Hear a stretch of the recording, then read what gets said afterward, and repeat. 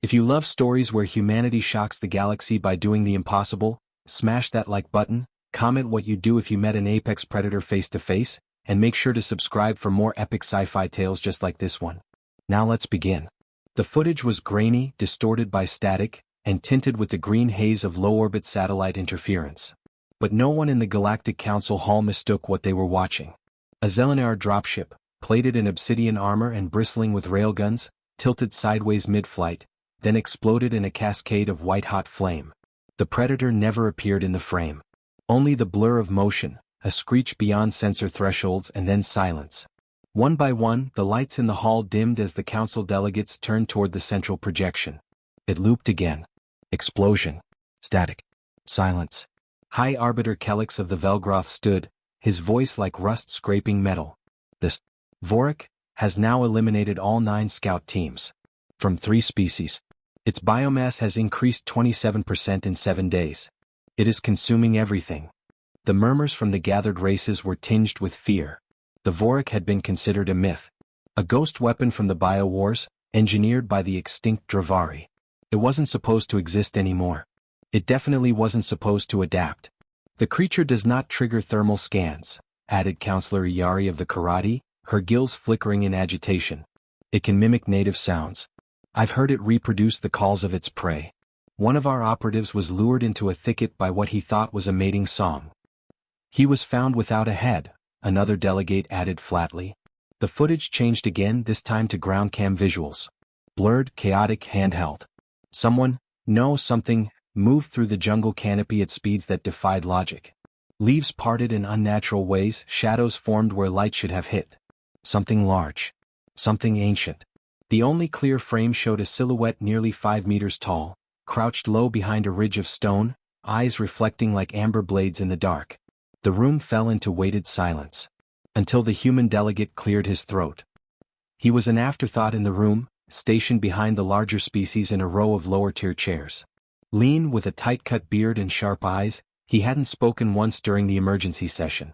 Now, the faint scrape of his boots shifting echoed too loudly in the silence. Requesting permission to deploy an Earth-based retrieval team, he said, voice calm. Non-lethal. Observation and contact only. Several delegates turned toward him with the barely disguised disdain of the elder races. Humans had only joined the council 60 years ago. Still considered newcomers. Reckless. Emotionally volatile. Too fragile for frontline diplomacy. You wish to contact it? Spat Iyari, her eyes narrowing. You believe it will sit for tea? I believe, the human said unfazed, you're not dealing with a mindless animal. There was a scoff from the Velgroth delegation. Then laughter. We've studied its neural patterns, Kelix said. Its brain is lizard-coated, feral. There is no diplomacy with a Vorik. Only extermination. The human said nothing more. He didn't flinch. Didn't blink. Just sat back in his chair, arms crossed. A few more seconds passed before the Council High Command announced its final decision. The Vorik is now a Category Red threat, the automated voice declared. Velgroth Hunter Circle authorized. Full elimination protocol engaged. A ripple of tension passed through the hall. The Hunter Circle hadn't been deployed in decades. Each member had slain at least 100 confirmed high-threat entities. Their arrival signified that negotiation was off the table. 2 hours later, their drop pods ignited over the atmosphere of Zero's 9. The jungle world spun silently in the void, a sapphire marble streaked with green veins and volcano-lit shadows. Vast continents of tangled forests and acidic rivers stretched beneath the clouds. Uncolonized. Untouched. Perfect for hiding a monster. Velgroth Commandant Titresk stepped off his pod before it hit the dirt. His boots slammed into the soil with force dampened only by his servosuit, a walking tank of bioarmor and muscle amplification. Around him, 11 more dropped like thunderbolts, forming a perfect circle as they touched down. No words were spoken. Only movements. Each one was elite, bred and trained in battle since hatching. Their eyes, compound amber and rimmed in black, scanned the dense foliage. They didn't carry traditional weapons. They were the weapons. One turned on a neurosensor. The jungle lit up with moving signatures, most harmless. Mammalian quadrupeds. Feathered striders. A few avians. But no Vorik. No unusual thermal patterns. That was the first sign something was wrong. Titresk raised a closed claw. The squad froze. He moved to a low outcrop and sniffed the air, filtered through 6 vents on his helmet. There it was. Barely a trace, but unmistakable. Vorik musk. Sharp and earthy. It had passed through here. Hours ago. They advanced through the jungle in a diamond formation. Standard recon pattern for unknown terrain. Biopal scanners trailed behind them, whispering feedback into their HUDs. All was quiet. Too quiet. 10 minutes later, one of the hunters vanished. There was no scream. No sensor spike. Just a flicker on the HUD. Then nothing. His life signal dropped flat. The rest of the squad wheeled around, eyes scanning, weapons drawn. Nothing moved. No disturbance. Not even broken leaves. Ditresk clenched his jaws. The jungle was playing tricks. Another 5 minutes. Another loss. This time only a faint sound. Like a sigh. Then static. The squad tightened formation. Every movement was surgical. Every scan ran double cycles. But whatever was hunting them was faster. Smarter. And somehow always one step ahead. When they found the first body, it was suspended 15 meters off the ground, impaled on a tree branch. No blood. The chest cavity was opened cleanly. The heart was missing. Tresk stared at the corpse, then down at the jungle floor. There were prints. But not Vorik. They were human. The team moved silently for the next hour.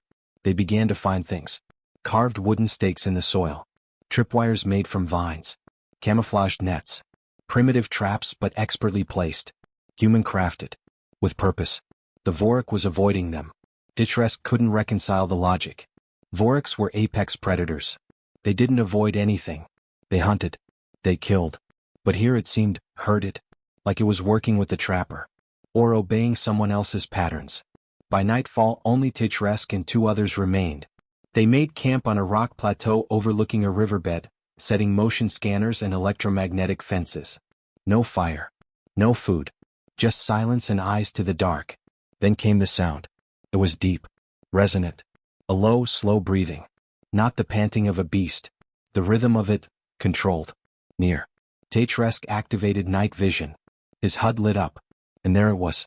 Across the river, standing silently beneath the canopy, was the Vorik. Its silhouette was monstrous. 4-limbed but upright, armored in natural scale. Eyes glowing gold. It didn't move. Didn't charge. It just stared. Then slowly, deliberately, it lowered itself to the ground, and lay down. Behind it, half hidden in shadow, was a second figure. Smaller. Human-shaped. Kneeling beside the Vorik, one hand resting gently against its shoulder. Ditresk leaned forward. His claws trembled. The Vorik was sleeping. And it was sleeping beside a man. Back in orbit, the last drone feed from the surface uploaded to the council servers. Delegates across the galaxy watched it in stunned disbelief. Some gasped. Others whispered. The Vorik. The myth. The apex terror that had slaughtered elite squads across 3 systems, was resting its head beside a human campfire. And the man, silent, calm, ordinary-looking, sipped from a dented metal cup, watching the jungle like it owed him nothing. He didn't look afraid. He looked at home. The council erupted in chaos. Alarms sounded. Orders barked. Every available analyst was summoned to identify the human. But by the time they locked on coordinates, the drone feed went dark. Someone, or something, had disabled the satellite. And on the world below, beside the most feared predator in the galaxy, the man stood slowly, eyes fixed toward the sky as if he could see the watchers through the void. He said nothing. But the Vorik growled once, low and protective. The council had sent hunters for the apex predator. And now it appeared the apex had already chosen a companion. Or a master. Or something far, far more dangerous. Someone who understood monsters. And could walk beside them. The jungle was louder at night. It wasn't the kind of volume that screamed through the trees, but the kind that pulsed from the soil, steady and unrelenting. Chirrs and clicks. Faint growls. Leaves shifting with invisible movement. A lesser man would have felt hunted here. But Daniel Creed moved like part of the terrain, slow and deliberate, his breath as even as the wind rustling the high canopy. He crouched beside a creek, one hand trailing in the cold water while the other rested lightly on the matte black rifle slung across his shoulder. He didn't need the weapon. Not for protection. Not anymore. He only kept it for the sound it made when he disassembled and cleaned it at night. A sound of routine. Memory. Something old and human in a world where everything else felt alien. Behind him the Vorik stirred. Her massive form shifted against the moss-covered stone she'd claimed as a bed. 5 meters long, coiled like a resting dragon. Her scales shimmered with the faint glow of bioluminescent algae caught in her hide. Her breath was slow, steady. Her eyes closed. She trusted him enough to sleep in his presence. That wasn't something he took lightly. Daniel reached into his pack and drew out a flat packet of dried meat. Real Terran beef, not the synthetics the council stations issued. He tore off a piece and tossed it behind him without looking. A second later, a low snort and the crunch of bone confirmed the gift had been received. "You're getting spoiled," he murmured. A soft, guttural purr rumbled from the Vorak's throat. 6 years ago he wouldn't have believed this was possible. Back then, Daniel Creed was something else entirely. Earth Force Recon. Special Division. The kind of soldier who went places maps didn't acknowledge and returned with ghosts behind his eyes. When the mission to Zero's 9 first crossed his desk, it was classified so deeply he couldn't even see who signed the orders. Find the lab. Secure the asset. Neutralize threats. The asset turned out to be a bleeding juvenile Vorak cub, locked in a stasis cage, trembling in silence. Half its skull was missing. Its limbs broken. Vivisection scars ran across its spine like someone had tried to peel it open just to see what screamed. Daniel remembered standing there, hands trembling over his rifle, orders ringing in his ears. He was supposed to tag it for termination. Instead, he broke the cage open and carried it through 3 kilometers of burning jungle under enemy fire. Now that cub, Maggie, was twice his size and armored in a shell no standard round could breach. She had learned his scent, his voice, his rules. He had learned her silences, her instincts, her rage. They were not owner and pet, nor predator and handler. They were pack. A soft chime blinked on his wristband. The old kind. Hardwired. Not networked. The council's satellites couldn't track analog. He tapped the screen and read the blinking red letters. Proximity alert. Non-native entry. Too early, he muttered, stuffing the rest of the meat into his pocket. Maggie raised her head, ears flicking back. She didn't growl, but she was alert now, eyes scanning the treeline. "Yeah," Daniel said quietly, standing. "I smell them too." He motioned and she sank back into the brush, her massive form disappearing beneath the ferns without a sound. From across the ravine, lights blinked in the dark. Not torchlight. Not fire. Council-grade sensor beacons. 5 of them. Spread in a crescent. Daniel adjusted his coat, stepped over a log and moved toward the source, boots silent in the underbrush. He didn't crouch. Didn't hide. That would have made him look like prey. They saw him first. He heard the click of plasma rifles power cycling before he stepped into view. "Identify yourself," came a sharp voice from the center beacon. Daniel held up both hands, fingers spread, palms out. "Name's Creed. You're about 2 clicks east of my camp." There was a long pause. Murmured alien voices. Then a shape stepped forward from the shadows. Tall, slender, armored in shimmering blue mesh. Zelenair. Her eyes were flat black and wide-set, her hands twitching slightly near the grip of her weapon. "You're Daniel Creed. You were declared Kia 5 years ago." He shrugged. "Guess the paperwork got ahead of me. You're trespassing in a council red zone. This planet has been quarantined. We're under order to detain and extract." "You came here for Maggie," Daniel said. "That's a mistake." The Zelenair's jaw tightened. "The Vorak is an apex threat. You are harboring it. You will be detained." Daniel took a slow step forward. None of them fired, but 3 rifles tracked his movement like hawks. "I didn't harbor her. She found me. I patched her up. I fed her. I stayed when everyone else ran. She could have killed me 100 times. She didn't. She is a bioweapon. She is a living being." He let that hang there, heavy as lead. The Zelenair looked uncertain now. Her grip wasn't as tight. Behind her, another delegate, karate, scaled and sharp-eyed, tapped something on a console, whispering to his translator. "You're not authorized for diplomatic contact," the Zelenair said. Daniel didn't smile, but his voice softened. "You think this is diplomacy? That's your problem. You come down here thinking everything's either a threat or a tool. You treat the jungle like an equation. Maggie isn't math. She's memory. Bang. Loyalty. You believe you've domesticated it. I didn't tame her," Daniel said. "I made her a choice. And she chose not to rip me in half." There was silence. A shadow moved through the trees. Then another.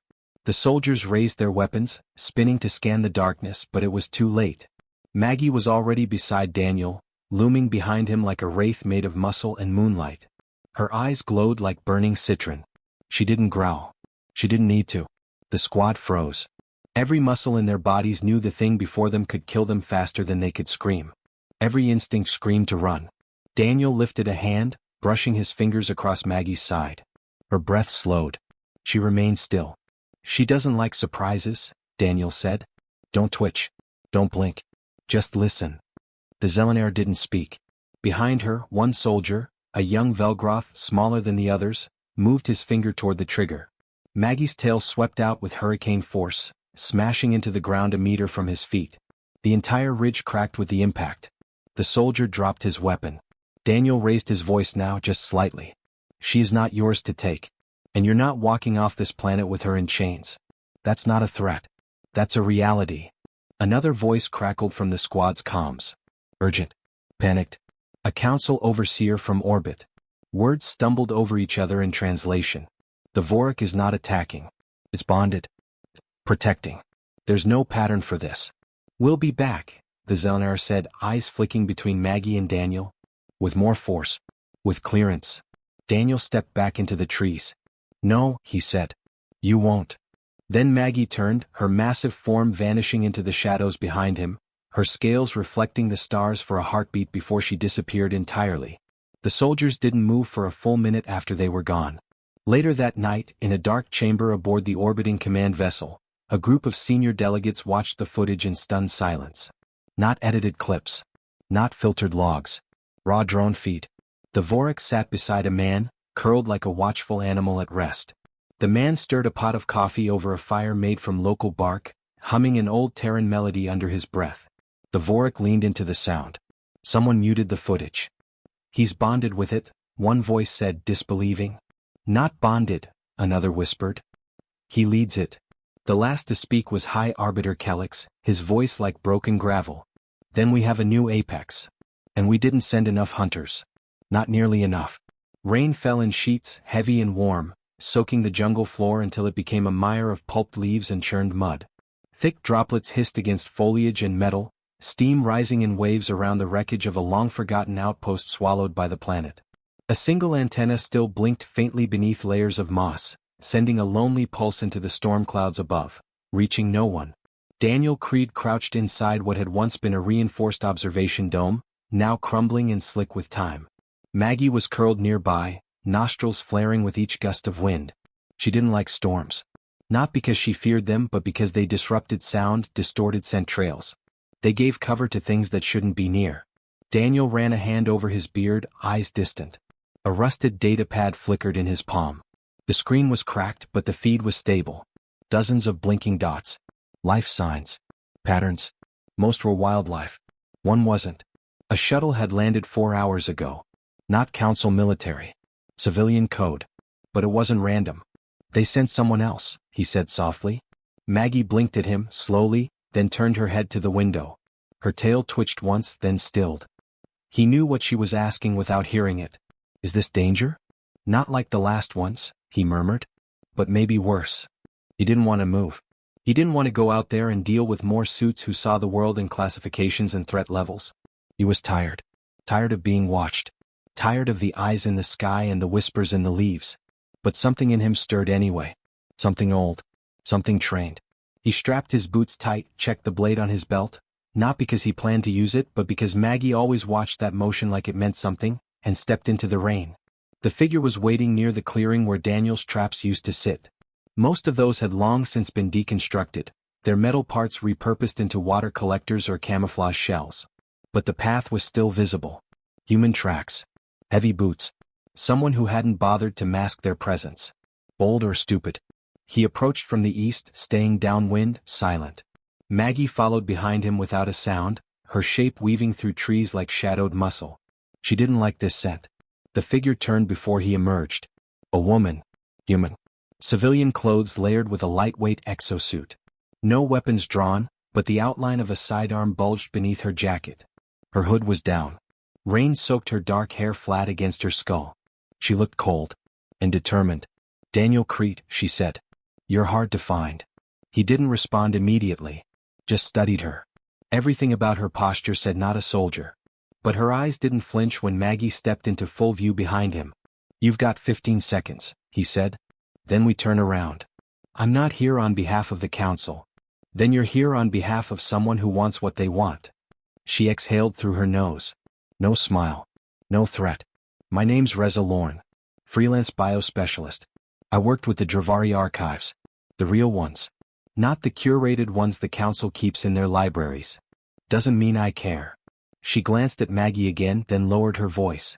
You're not the first man to survive contact with a Vorak. Daniel's expression didn't shift, but something cold touched the air between them. You're the first to live with one, yes. The first to form a bond. But not the first to witness that possibility. You're lying. I have records. Visuals. Logs from a containment breach 40 years ago. A Vorak spared a caretaker. A child. It didn't escape. It stayed beside the child until she was found. Daniel stepped closer, water dripping from the hood of his jacket. His voice was low now. And what did the council do? Reza looked away. They terminated the child. Claimed contamination.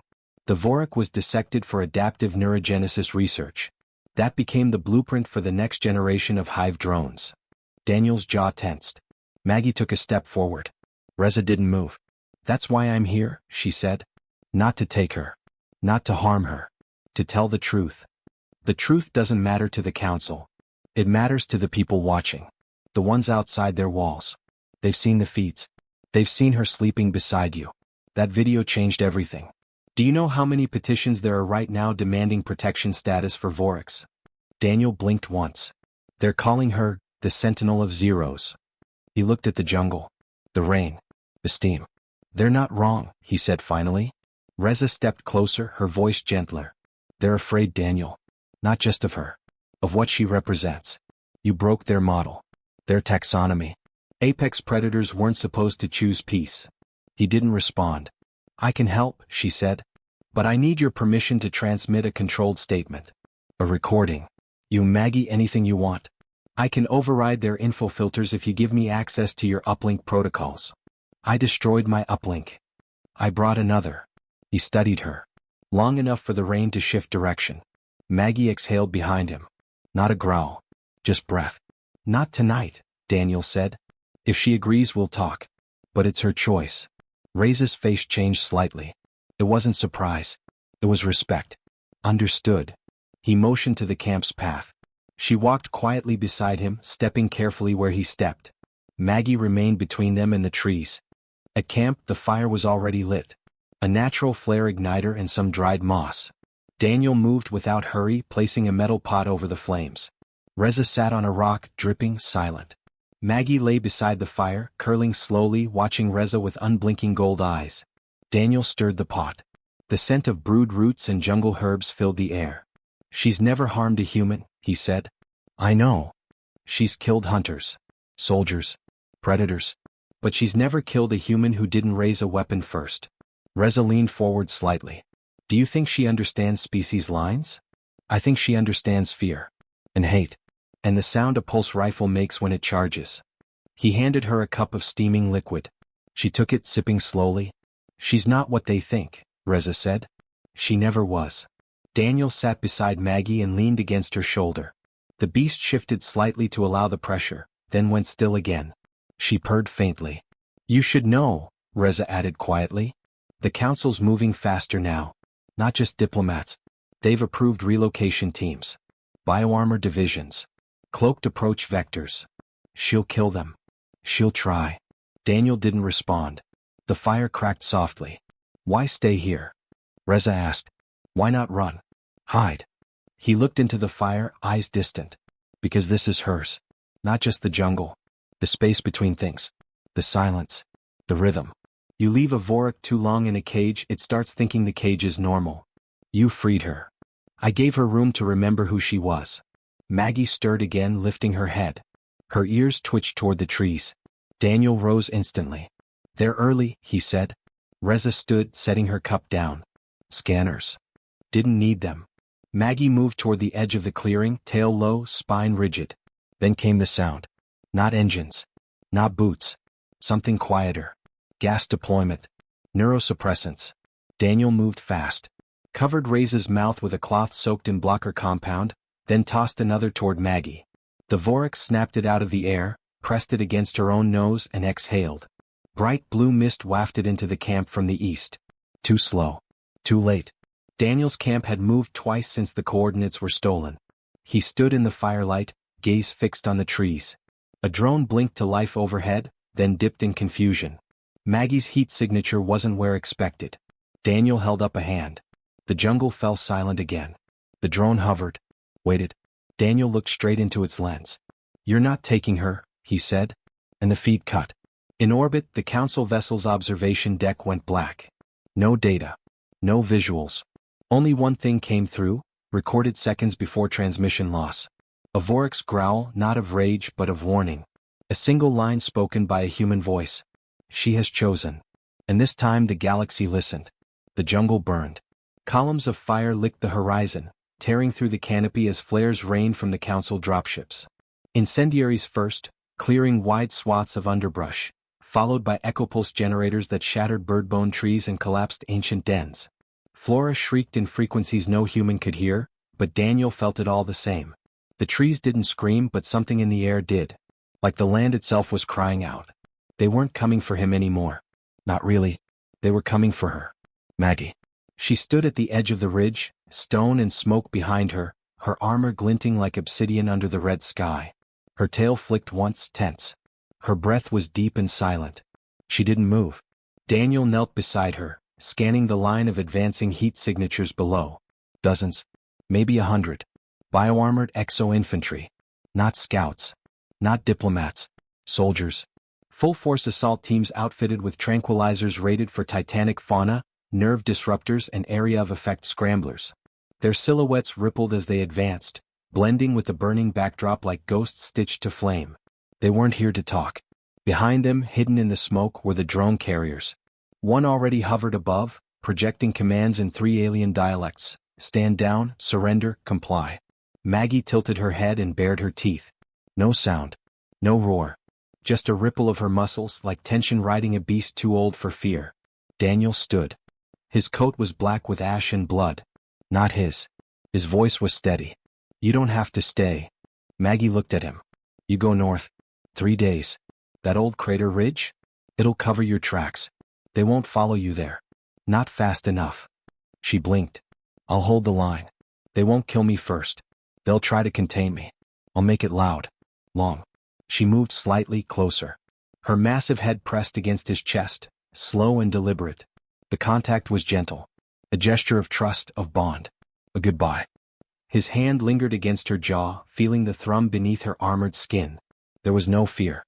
No hesitation. Only choice. She turned toward the forest. Took 2 steps. Then stopped. And returned. Daniel didn't speak. He didn't move. She stood beside him, tail coiling protectively, her form lowering slightly into a defensive crouch. Her breathing deepened. Her scent glands opened. She wasn't running. She had chosen to stay. The council forces crested the ridge in synchronized formation, their visors casting cold light through the smoke. One of them stepped forward, his armor marked in gold and black. A commandant.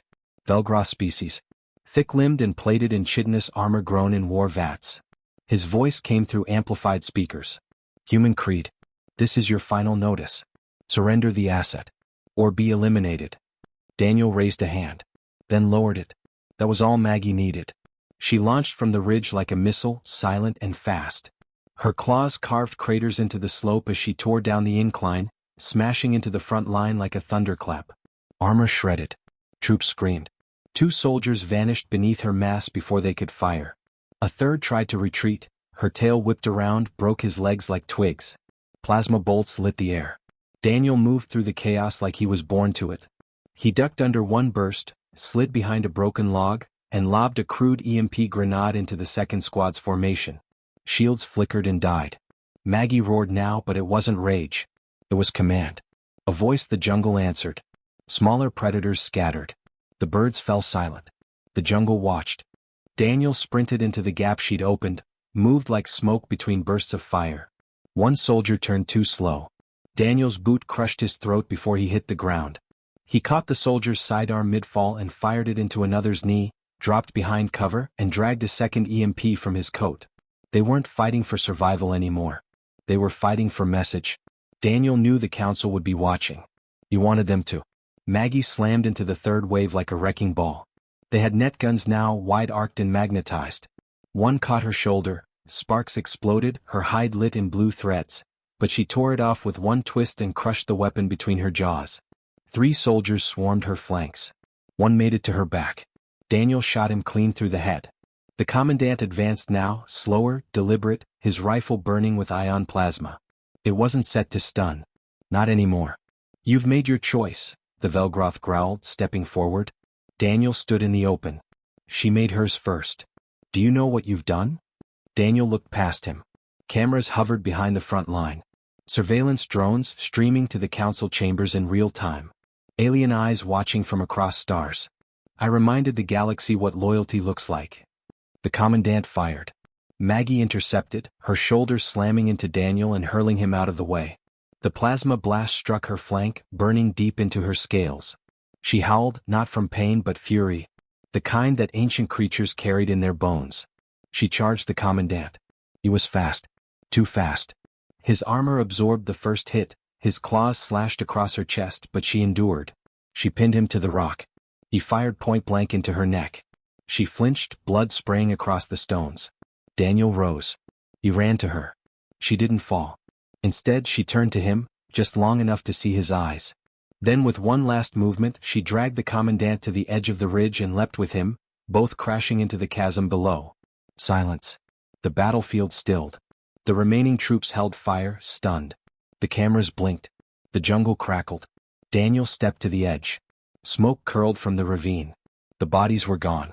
The fall would have killed a lesser species. Maggie wasn't lesser. But she was hurt. He didn't cry. He didn't scream. He raised a hand. And from the treetops around them, other shapes emerged. Vorks. Smaller. Younger. Watching. Then disappearing again. The drones caught every second. Back in the Galactic Council, there was no applause. No chaos. Just silence. A single human man. One apex predator. And a bond that shattered every model, every fear, every lie. Daniel Creed survived. Maggie returned days later, her wounds healing. Slower than before. But she was alive. He built a barrier of broken steel and wire around the camp. Not to keep her in. But to keep the world out. They never came for her again. Because from that day forward, the council didn't just see a beast. They saw a choice. And the one human who earned it.